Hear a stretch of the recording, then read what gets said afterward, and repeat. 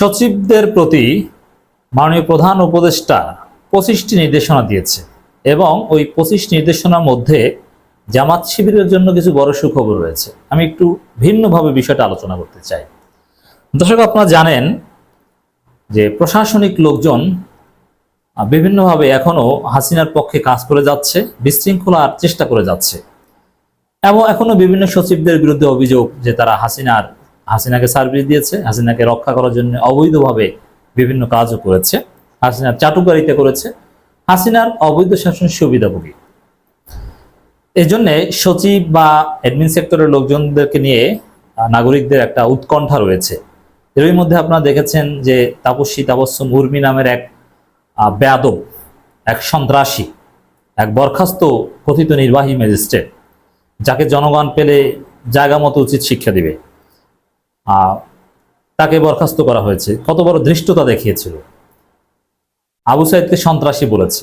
এখন এই উর্মি ও বিদেশে যাতে অ্যাসাইলাম পায় এই উদ্দেশ্যে বলেছে, যাতে ওর চাকরি চলে যায়, নিজেকে নির্যাতিত হিসেবে উপস্থাপন করতে পারে, এটা একটা উদ্দেশ্য। কিন্তু এই আকিদা লালন করে অথবা ফেসবুকে না লিখলো আবু সাইদকে বা এদেরকে সন্ত্রাসী বলেছে, এরকম অনেক লোক সচিবদের মধ্যে খুঁজে পাওয়া যেতে পারে।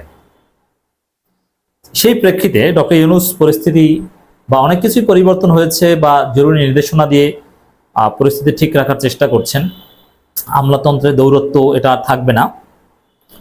তো এখানে একটা বিষয় যে এই প্রশাসনের লোকজন, যেহেতু এরা এই কথিত মুজিবী চেতনায় অনেকে বিশ্বাসী এবং আমাদের কথিত সেই মুক্তিযুদ্ধের চেতনা, আমি আবার বলছি মুক্তিযুদ্ধকে কথিত বলছি না, মুক্তিযুদ্ধের চেতনা ব্যবসাটাকে কথিত বলছি। আমরা অবশ্যই মুক্তিযুদ্ধের পক্ষে, আমরা স্বাধীনতা নিয়ে গর্বিত, কিন্তু এই কথিত মুক্তিযুদ্ধের চেতনায় বিশ্বাস করেন এবং এ কারণে বাংলাদেশটাকে বাইনারি ওয়েতে চিন্তা করেন, কি যে মুক্তিযুদ্ধের পক্ষে বিপক্ষে। এবং এখনো প্রশাসনে অনেক লোকজন, বিভিন্ন সেক্টরের লোকজন, অনেক সাংবাদিক এরকম লেখার চেষ্টা করেন যে জামাত, বিএনপির লোকজনের মধ্যেও, যদিও বিএনপির মধ্যে যারা ভারতপন্থী তারা 1971 জামাতের অবস্থান কি ছিল, শাহেখের চরমনাই কিছুদিন আগে বলেছিল যে জামাতের অবস্থানকে 1971 প্রশ্নে, মানে সেই 71 চেতনাবাজি নিয়ে এখনো পড়ে আছে। কিন্তু এই জাতি যে আসলে রিসেট বাটন পুশ করেছে, অতীত সব ধুয়ে মুছে সাফ করেছে, 71 কে পক্ষে বিপক্ষে ছিল, এটা যে আমাদের কাছে এখন মোটেও প্রাসঙ্গিক নয়। আমির জামাতও বলেছেন যে আমি ফরওয়ার্ড লুকিং পারসন, ওই পিছনে ওগুলো নিয়ে ঘাটাঘাটি করে কোনো লাভ নেই, এতে বরং বিভক্তি বাড়বে। আর সে 71 কেউ তো আর জামাতে বর্তমানে নেই, নতুন প্রজন্ম, আপনি এটা নিয়ে কেন খোঁচাখুচি করবেন, কোনো লাভ নেই। কিন্তু এই প্রশাসনের লোকজন অনেকের অ্যালার্জি আছে যে না, জামাত শিবির তো 71 স্বাধীনতা বিরোধী ছিল, অতএব তাদেরকে কিভাবে আমরা অ্যাক্সেস দেব, তাদের বিষয়টা কিভাবে, এই বিষয়ে অনেকের মধ্যে এখনো কনফিউশন বা মুজিবুর চেতনা, ভারতীয় চেতনা কাজ করে, ডক্টর ইউনূসের চেতনা কাজ করে না। এই ক্ষেত্রে ডক্টর ইউনূস যে নির্দেশনাগুলো দিয়েছেন, মানে এই বিষয়টা অনেকটা এরকমই যে রিসেট বাটন পুশ করা হয়েছে, অতীতে ধুয়ে মুছে সব সাফ করে দিতে হবে। এখানে এই অতীতের 71 চেতনাবাজির মাধ্যমে দেশকে বিভক্ত করা যাবে না, ঐক্যের পথে এগোতে হবে, ঐক্যবদ্ধ হতে হবে।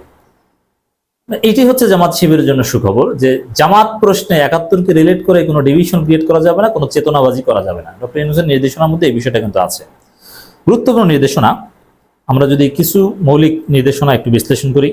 নতুন বাংলাদেশ গড়তে বিভিন্ন মন্ত্রণালয় ও বিভাগের সচিবদের 25টি নির্দেশনা দিয়েছেন অন্তর্বর্তী সরকারের প্রধান উপদেষ্টা ডক্টর মোহাম্মদ ইউনূস। প্রধান উপদেষ্টার নির্দেশনা সম্প্রতি মন্ত্রিপরিষদ বিভাগ থেকে সচিব ও সিনিয়র সচিবদের কাছে পাঠানো হয়েছে। প্রধান উপদেষ্টার সভাপতিত্বে গত 4 সেপ্টেম্বর অনুষ্ঠিত সচিব সভা অনুষ্ঠিত হয়। ওই সভায় তিনি সিনিয়র সচিবদের উদ্দেশ্যে এই গুরুত্বপূর্ণ দিক নির্দেশনা দিয়েছেন, যেগুলো নির্দেশনা চিঠিতে জানানো হয়েছে। এক, ছাত্র জনতার অভ্যুত্থানে সৃষ্ট নতুন বাংলাদেশকে এগিয়ে নেওয়ার জন্য সরকারের সব পর্যায়ে সংস্কার কর্মসূচি গ্রহণ ও বাস্তবায়নের প্রধান উপদেষ্টা দেওয়া মার্চিং অর্ডার অনুসরণ করতে হবে। এর মানে ওই হাসিনা, মুজিব, এই কথিত সংবিধান, এগুলোর প্রতি তোয়াক্কা করা যাবে না। ছাত্র জনতার অভ্যুত্থানকেই সবার উপরে গুরুত্ব দিতে হবে। এই সরকার বিপ্লবী সরকার নয়, কিন্তু নির্দেশনা কিন্তু বিপ্লবী টাইপের। ছাত্র জনতার অভ্যুত্থানই হচ্ছে সবকিছুর মূল। ওই হাসিনা মুজিবের সংবিধান 72-এর তথাকথিত বস্তা বসা ভারতীয় সংবিধানে আমরা লাথি মারি। সৃষ্টিশীল নাগরিক বান্ধব মানুষ এটা। এরপর দেখেন, সংস্কার কর্মসূচি প্রণয়নের প্রয়োজন অনুযায়ী সংশ্লিষ্টদের সঙ্গে আলোচনা সভা মতামত নিতে হবে। এর মানে এখানে জামাত শিবিরের মতামত নিতে হবে, তাদেরকে ইনক্লুড করেই চিন্তা ভাবনা করা হচ্ছে। 5 নম্বর পয়েন্টটা একটু খেয়াল করেন নির্দেশনার। নতুন বাংলাদেশ গড়ার জন্য গদবাঁধা চিন্তাভাবনা থেকে বেরিয়ে এসে চিন্তার সংস্কার করে সৃজনশীল উপায়ে জনস্বার্থকে সর্বোচ্চ গুরুত্ব দিয়ে সরকারি কার্যক্রম পরিচালনা করতে হবে। এই গদবাঁধা চিন্তা কি জানেন? নতুন বাংলাদেশ এবং গদবাঁধা চিন্তা, এটাই আমার আজকের আলোচনার বিষয়, মূল পয়েন্ট। নতুন বাংলাদেশ এর মানে সেই একাত্তর নিয়ে চেতনাবাজির বাংলাদেশ চলবে না। এটা নতুন বাংলাদেশ, রিসেট বাটন পুশ হয়েছে, বাংলাদেশ 2.0 এটা। অতএব এটা নতুন বাংলাদেশ। এবং গদবাঁধা চিন্তা কি? সেই মুজিবী ও ফেসিবাদী চিন্তা, যে অমুকে স্বাধীনতা বিরোধী, স্বাধীনতার পক্ষের, মানে এই যে বাইনারি করা, এইসব গদবাঁধা চিন্তা দিয়ে চলবে না। সবাই একটা ইনক্লুসিভ বাংলাদেশ, নতুন বাংলাদেশ, সৃজনশীল উপায়ে কার্যক্রম পরিচালনা করতে হবে। সে 71 অমুক তমুক এই রিভিশন মাথায় নেওয়া যাবে না।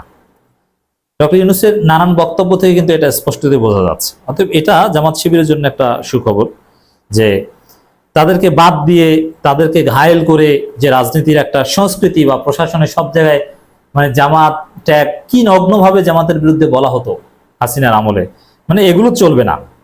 নতুন বাংলাদেশ, গদবাঁধা চিন্তা থেকে বের হয়ে আসতে হবে।